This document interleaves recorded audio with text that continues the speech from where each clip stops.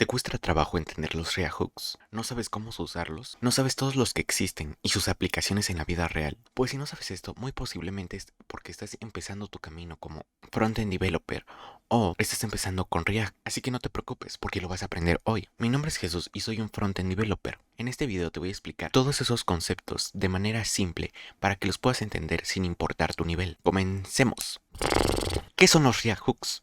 Un hook es una función especial que nos permitirá conectarnos a las características de React, las cuales permiten manejar el estado de los componentes sin necesidad de clase. Vienen a resolver problemas ligados con React, como por ejemplo la complejidad de los componentes, que no se podía compartir lógica entre dos componentes, y el component head, que es código espagueti.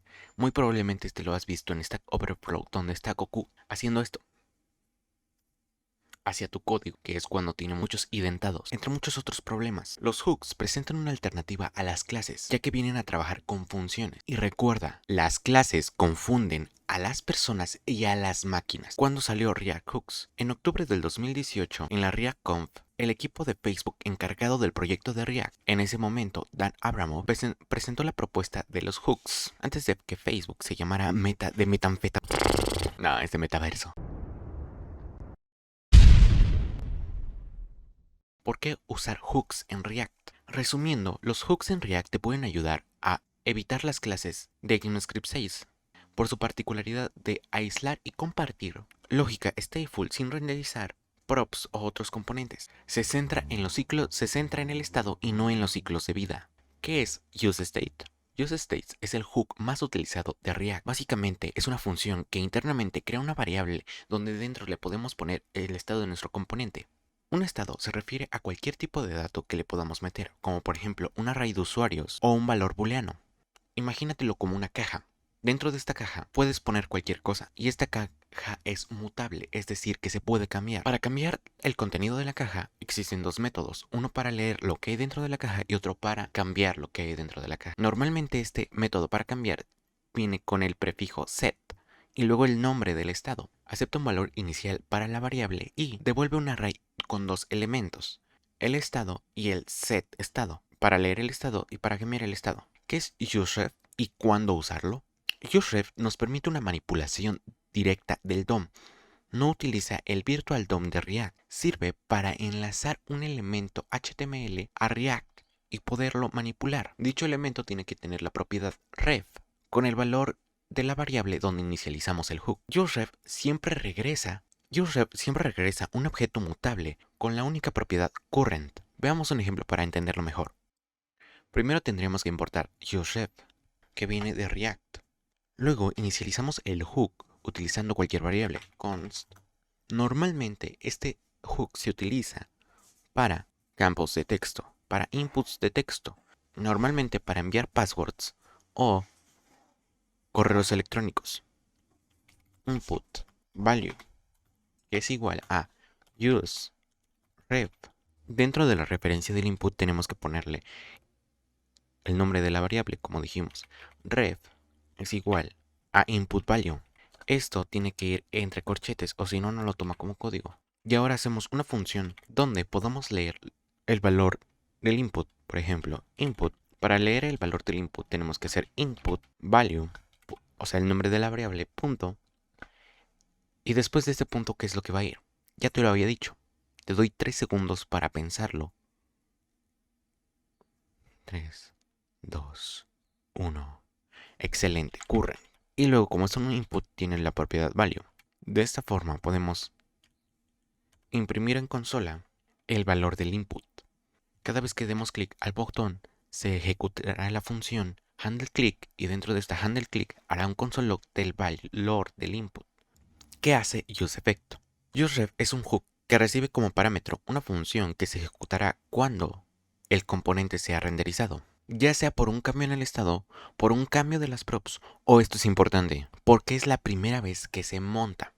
¿A qué me refiero con montar? Significa que aparece dentro de la pantalla, dentro del layout. Existen diferentes fases de un componente, que es el montaje, actualización y desmontaje. Actualización es cuando alguna de sus props o su estado se actualiza. Con esta funcionalidad podemos agregar cierta lógica para que se ejecute en distintas etapas de nuestro componente. Ejecutar código cuando se monta y cuando se desmonta, el código para useEffect se vería algo así. Dentro de los corchetes, que es el segundo parámetro que le debemos pasar, no le tendríamos que pasar nada. Siempre haría un return, no sería un return implícito, sino un retorno de una función. Ahora, para que se ejecute código cada vez que se actualice, dentro de esos segundos parámetros, dentro del segundo parámetro, que son los corchetes, tendríamos que colocar las variables, las cuales vamos a estar observando para que cada vez que haya cambio en ese estado o variable, se vuelva a ejecutar el efecto. Como por ejemplo, counter. Se vuelve a ejecutar el efecto cada vez que counter cambia. ¿Qué es component did mode en React? El método component did mode nos permite ejecutar código de React cuando el componente ya está colocado dentro del DOM. ¿Esto qué quiere decir? Quiere decir de que este código se ejecuta cuando el usuario ya puede ver dentro de su pantalla el componente. Y dentro de este método podemos ejecutar código. Pero hoy en día ya no se utiliza mucho. ¿Por qué? Porque Component Did Mode se utilizaba normalmente para las clases. Y ya las clases ya no se utilizan porque se utilizan los hooks. Este no es un hook, este es un método de una clase. ¿Qué son los efectos secundarios en React? Los efectos secundarios es cuando un componente de React ejecuta una operación global. La regla de React es de que el componente solo debe de hacer operaciones que cambien el componente en sí mismo y no más allá. Por ejemplo, si tenemos un componente que al hacer clic cambia el título de la página, el título me refiero a la parte superior en la cual ves la pestaña dentro de tu navegador, ese sería un efecto secundario porque está alterando el estado global de la aplicación. El document.type es parte del estado global de la aplicación. ¿Es React useMemo? Antes de ver este hook, tenemos que entender primero qué es la memorización. ¿Por qué? Porque useMemo utiliza la memorización.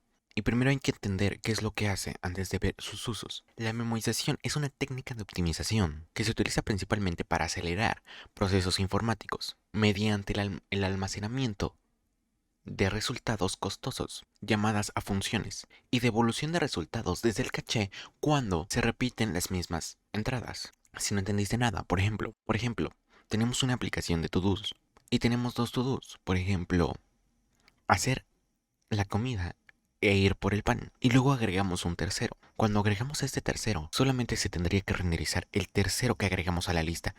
Pero React no funciona así, sino va a renderizar toda la lista. Va a renderizar el primero que va a hacer hacer la comida, ir por el pan y luego el tercero que agregamos, por ejemplo, comprar apio, ¿no? Entonces tenemos estos tres y estos tres se van a volver a renderizar cada vez que agreguemos uno nuevo. Y es ahí cuando entra la memorización, porque estos dos primeros siguen siendo los dos primeros, es decir, no han cambiado. Entonces, ¿por qué se tendrían que renderizar, volver a renderizar? Es ahí cuando tenemos que aplicar la memorización. ¿Esto es una buena práctica? Bueno, pues más adelante lo veremos. Allá tienes el video completo. El hook useMemo nos sirve para memoizar funciones de componentes.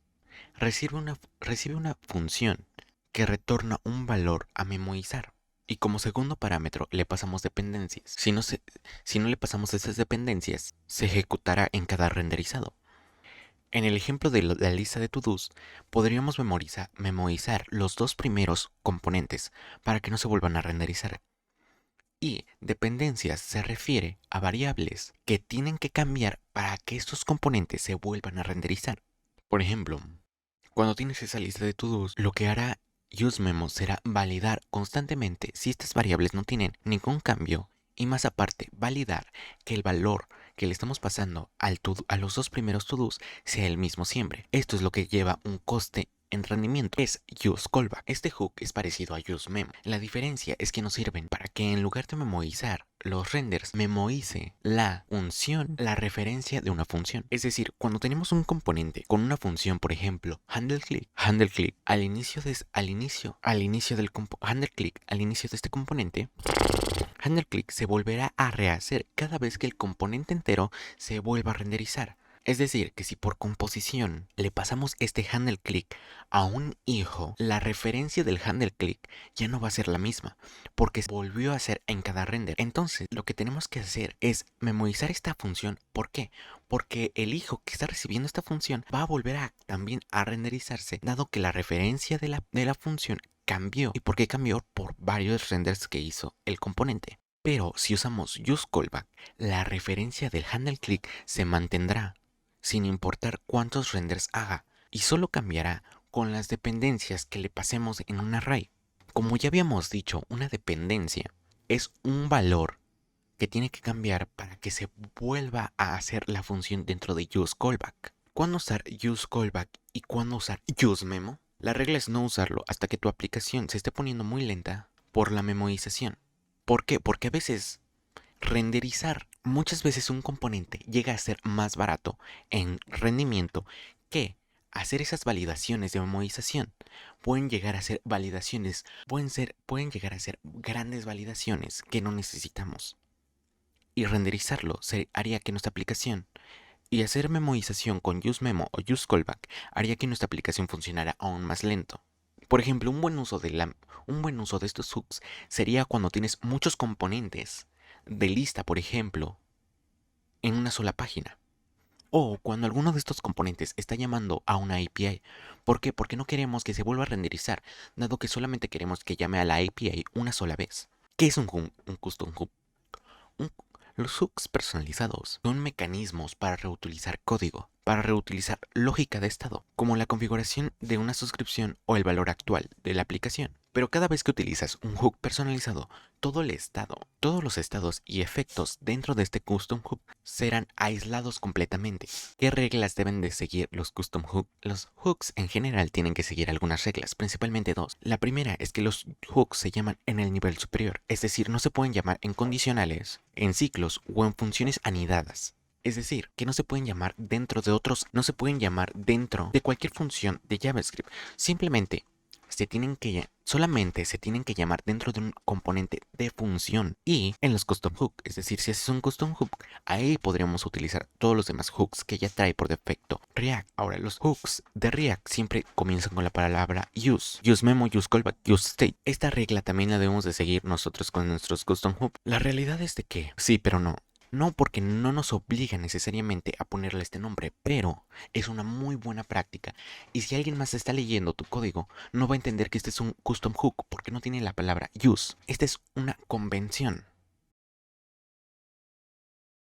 Recuerda que este video viene de un video más largo, que te dejaré en las tarjetas, en las pantallas finales y acá abajo en la descripción. Suscríbete.